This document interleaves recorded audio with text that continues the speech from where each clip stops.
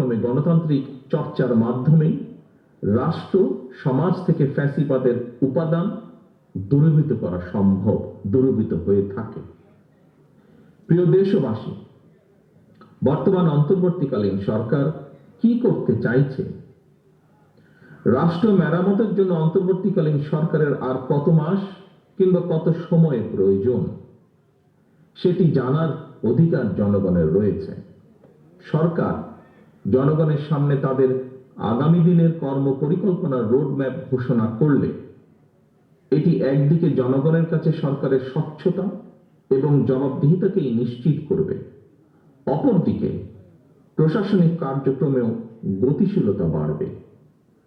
তবে অন্তর্বর্তীকালীন সরকারের আগামী দিনের কর্ম পরিকল্পনার রোডম্যাপ ঘোষণার কথা শুনলেই যদি উপদেষ্টাদের চেহারায় অস্বস্তির ছাপ ফুটে ওঠে, সেটি হবে অবশ্যই গণ আকাঙ্ক্ষা বিরোধী। সরকার তাদের সকল কার্যক্রমের মাধ্যমে জনগণের কাছে যত বেশি স্বচ্ছ থাকবে, জনগণও সরকারের প্রতি তত বেশি সমর্থনের হাত প্রসারিত রাখবে। প্রিয় ভাই বোনেরা, প্রায় প্রতিদিন দেশের কোনো না কোনো হাসপাতালে ডেঙ্গুতে মানুষের মৃত্যু অব্যাহত রয়েছে। হাসপাতালের চিকিৎসা খরচ যোগাতে অনেকের জীবনে নাভিশ্বাস উঠেছে। এর পাশাপাশি নিত্য প্রয়োজনীয় দ্রব্যমূল্যের লাগামহীন ঊর্ধ্বগতিতে দিশেহারা সমাজের প্রায় প্রতিটি মানুষ।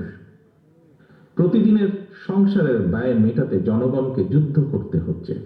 সুতরাং জনজীবনে নিত্য দুর্ভোগ কিংবা বাজার পরিস্থিতি নিয়ন্ত্রণ না করে অন্তর্বর্তীকালীন সরকার যদি শুধু সংস্কারের নামে সময় সংক্ষেপ করেন, তাহলে জনগণের কাছে সংস্কার আগে নাকি সংসার আগে, এই প্রশ্নটি মুখ্য হয়ে উঠতে পারে।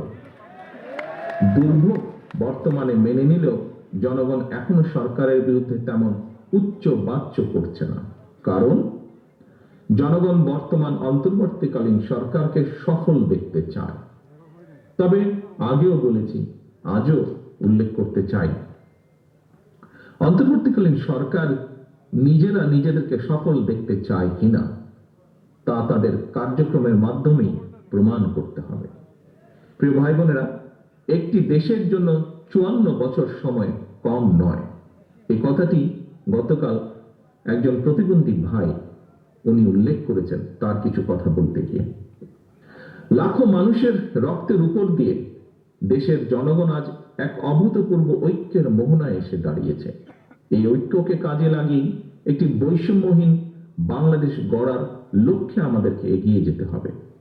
একটি বৈষম্যহীন মানবিক বাংলাদেশ বিনির্মাণের লক্ষ্যে বাংলাদেশ জাতীয়তাবাদী দল বিএনপি ইতিমধ্যে 31 দফা কর্মসূচি ঘোষণা করেছে, যা এখানে দলের মহাসচিব সহ আরো কয়েকজন বক্তা উল্লেখ করেছেন তাদের বক্তব্যে।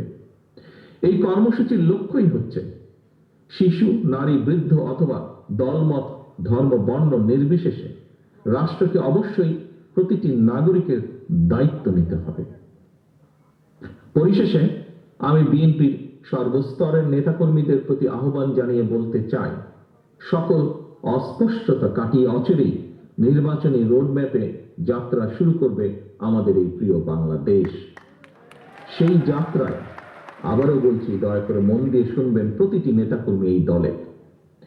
সেই যাত্রায় আপনাদের বিশ্বস্ত সঙ্গী হচ্ছে দেশের গণতান্ত্রিকামী, স্বাধীনতা প্রিয় জনগণ। সুতরাং আপনারা জনগণের সঙ্গে থাকুন, জনগণকে সঙ্গে রাখার সর্বোচ্চ চেষ্টা করুন। সবশেষে বিজয় দিবসের প্রাক্কালে আমি শহীদ মুক্তিযোদ্ধা সহ স্বাধীনতার ঘোষকের প্রতি গভীর শ্রদ্ধা জানিয়ে আমার বক্তব্য শেষ করছি।